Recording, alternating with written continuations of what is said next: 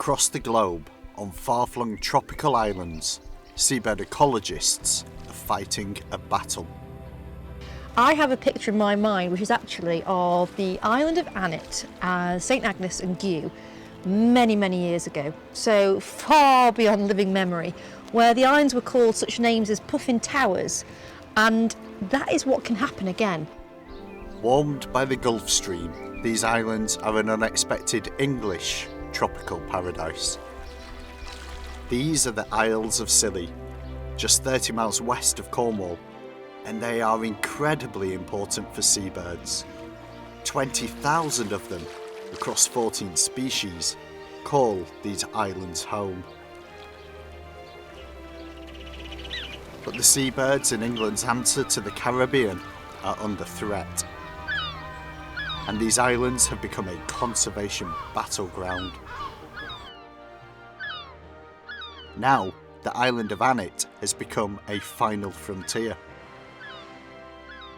Here on Annet, we've worked really hard to restore this island paradise. It's a great place for the seabirds. We've got good numbers of storm petrels, Manx shearwaters, and especially puffins. It's really important that we keep them safe from the dark force that threatens them. But an introduced alien predator that operates under the cover of darkness is putting all of these birds at risk. As night falls, strange calls bubble up from beneath the ground.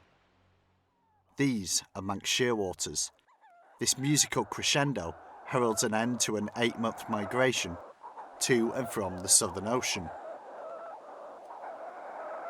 For conservationists, it's a welcome noise indeed. Over 80% of the world's Manx shearwaters live in the UK.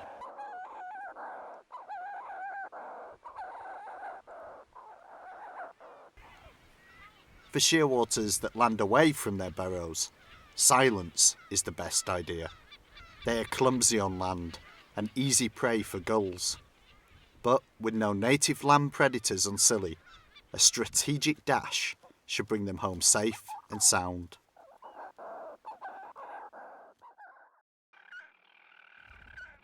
Scilly's other nocturnal seabird is the sparrow-sized storm petrel that flitters from cracks on boulder beaches. This is the only place in England where they breed. For now, the eerie calls that carry through Scilly's night herald a last chance to save the Isles of Scilly's seabirds. And for a team of conservationists, they've been a call to arms. Hello, my name's Jaclyn Pearson and I am the project manager for the Isles of Scilly Seabird Recovery Project. We're here on the gorgeous Isles of Scilly and today we are going to be heading over to the island of Annet to do a breeding bird survey. On these isolated islands there are no natural land predators, so for birds who spend their life on the ocean wave, this is an ideal place to raise a family.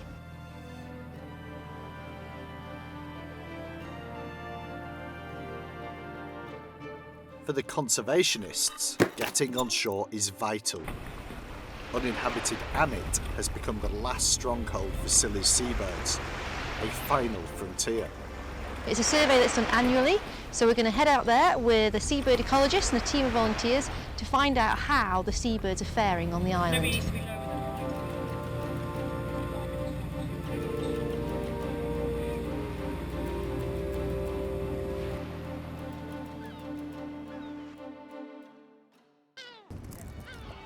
Today's big wild stock take is a health check of an island chock-a-block with seabirds. Shag, two eggs, one chick. Good chick here. Shag, one chick, 2 eggs. You got that, Shag, yeah? Strategically, the survey searches out every ground nesting seabird. Raise a mill one. Greater and lesser blackback gulls and herring gulls nest amongst the pink sea thrift. To make sure they don't miss anything, the team spreads out, a bit like detectives at a crime scene. They count every egg and every chick.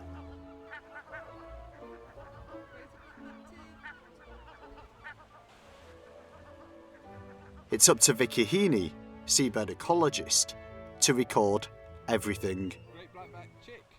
One egg. Right up. One chick, one egg.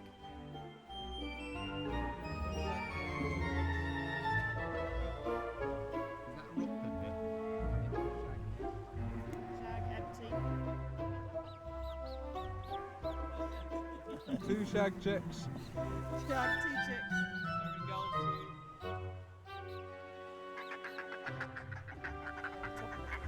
Elsewhere, on Scilly's inhabited islands, ground nesting seabirds would be vulnerable, but here they are safe.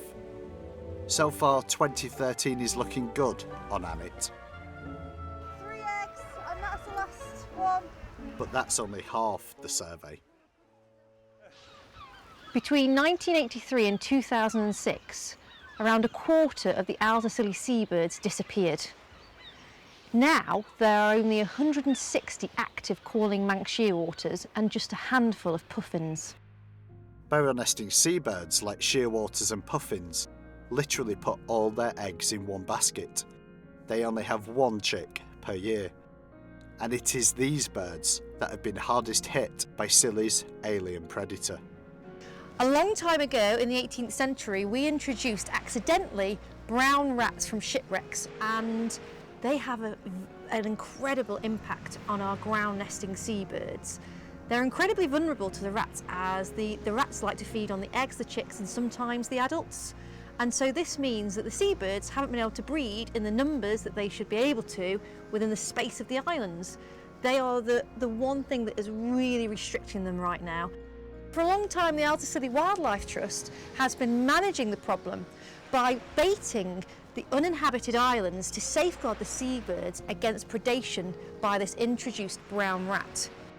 But the long-term baiting of uninhabited islands like Annet has proved unsustainable. For the Isles of Scilly seabirds, Annet is the place. It's a seabird sanctuary where even the scientists don't visit very often. There's really good numbers here of storm petrels, Manx shearwaters, puffins, and they're all doing really well. But with St Agnes just across the water, there's always the danger that rats could invade. It's something we thought wasn't possible, but it has happened in the past, and we're really keen to see that never happens again. To understand whether rats have reinvaded Annet, the team are counting shearwaters. But it's not the most usual survey method. Manx shearwaters nest underground and come and go at night from those burrows. This is great against their natural gull predators. It also makes it quite hard to survey them. So what I've got here is a tape recording of the Manx shearwaters call.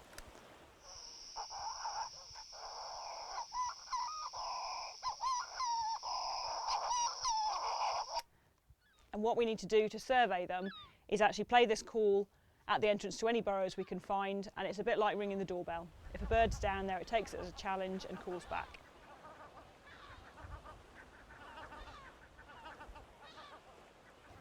One more time then.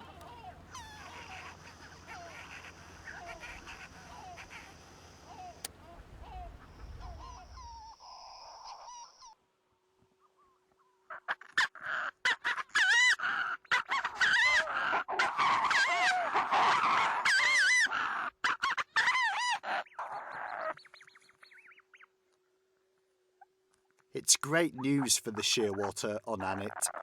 Numbers are good, with no sign of a repeat of the previous rat invasion.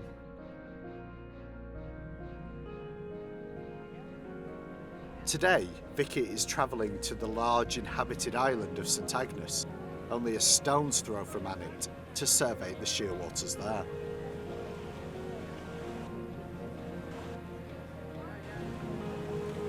With Annet's shearwater population in good health, empty burrows on St Agnes should quickly be filled.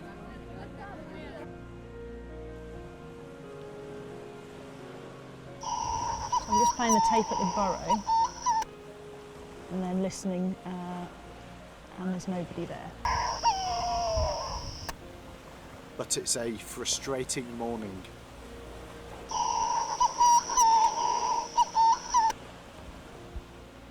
Again, doesn't sound like there's anybody home there. And Vickie seems to be documenting the sound of silence. Okay, so there's no reply from any of those burrows, no Manx shearwaters down there, which is really quite disappointing, and probably a problem to do with the rats. Problem is shearwater laying 1 egg a year. It's down the burrow, particularly when it first hatches and the parents go off to find food. That chick's very vulnerable to rat predation. Finally though, Vickie has some luck.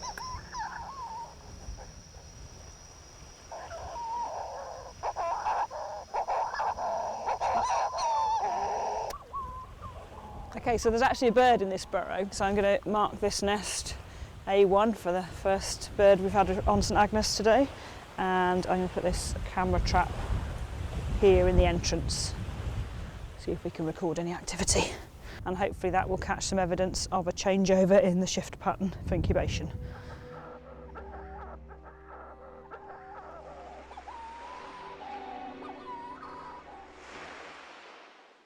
Okay, let's see what we've got.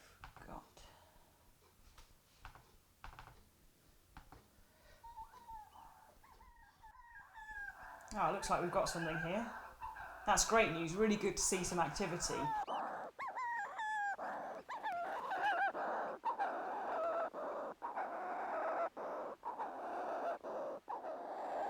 With the rat predation issue, the chances of these birds getting a chick off successfully is pretty slim.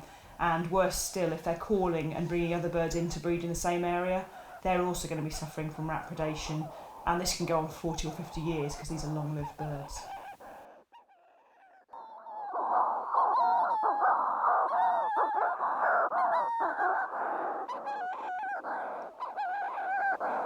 Yes, the Manx shearwater is a very special bird. It is my favourite bird.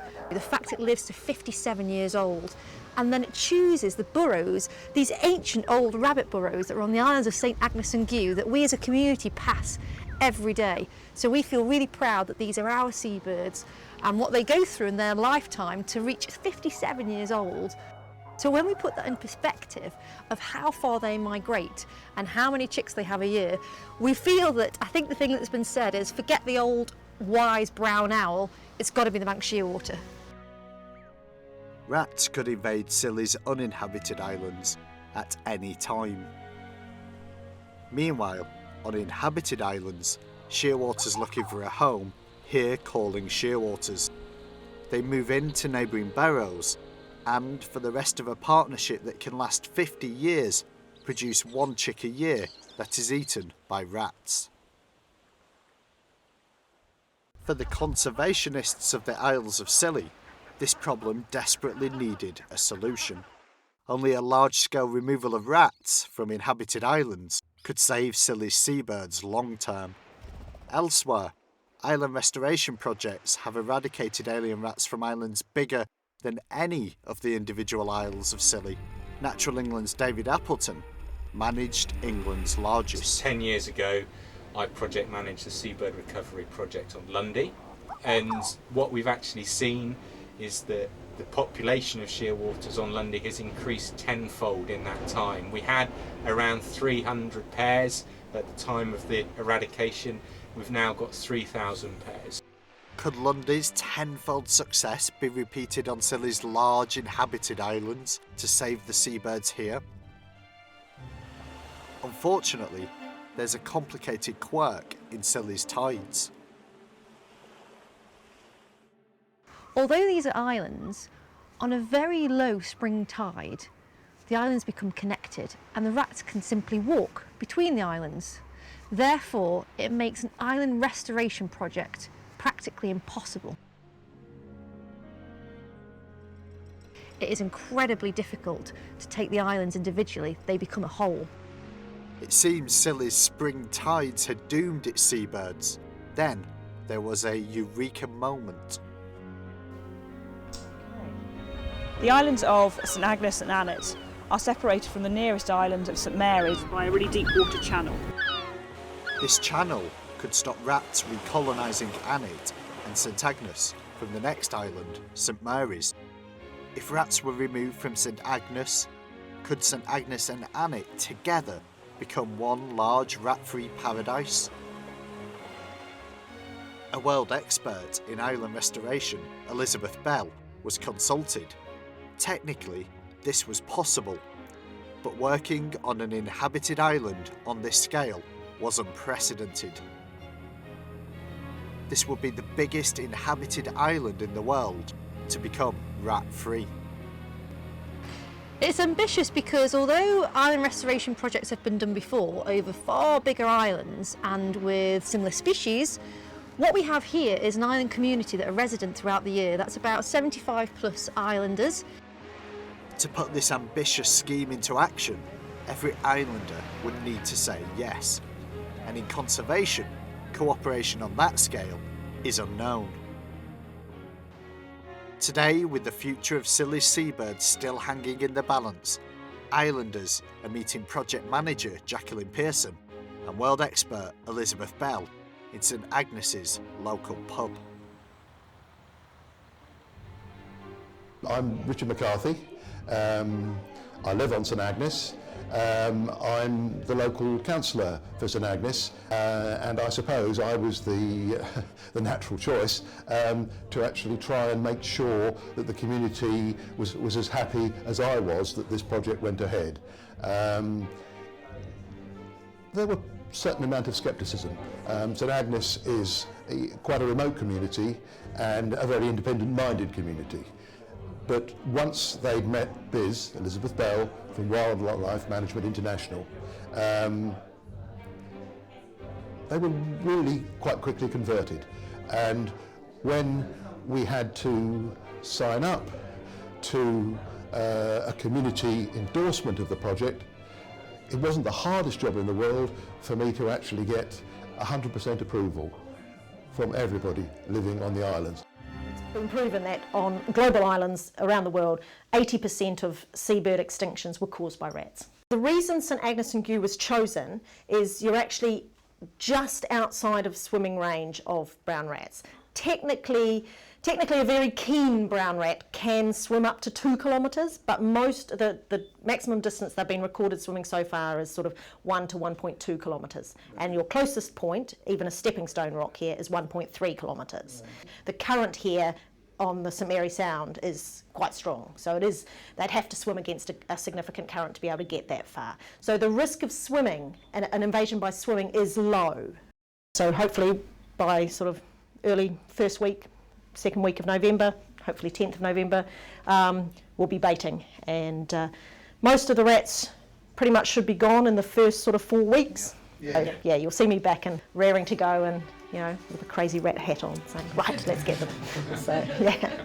So that's when we really will need help as well when it comes to the monitoring stage. Yeah. It's not that I'm worried about you leaving this, it's just that. No, I mean the more eyes and ears that are out there, the better. The other thing is, we're on call 24/7. If you have an issue at 3 in the morning, you pretty much come and knock on our door and say, Buzz, I'm not sure what's going on, but this is, we've got this. And if you see rats or rat sign, or you see something suspicious, then it's just report to any of the team. There are communities around the world who are saying, look, if they do this, we can actually do this. You should be very proud of yourselves. This is something you'd be going, yay, we're leading the way here. Well, I think we should give a round of applause for that. If we can become the largest community in the world, the largest island community in the world, to say that it successfully removed its rat population, it will certainly add to our green credentials. Personally, I'm so proud to be part of this project. For the first time in living memory, seabirds are going to breed on inhabited islands on the Isles of Scilly in significant numbers. Under our feet, a legacy is unfolding. In the global battle between introduced alien rats and seabirds, on the Isles of Scilly, locals and ecologists are setting an international precedent. The Isles of Scilly should never become an English paradise lost. Within 10 years, the eerie calls of Manx shearwaters may have intensified tenfold. With any luck, there are some noisy nights ahead on the Isles of Scilly.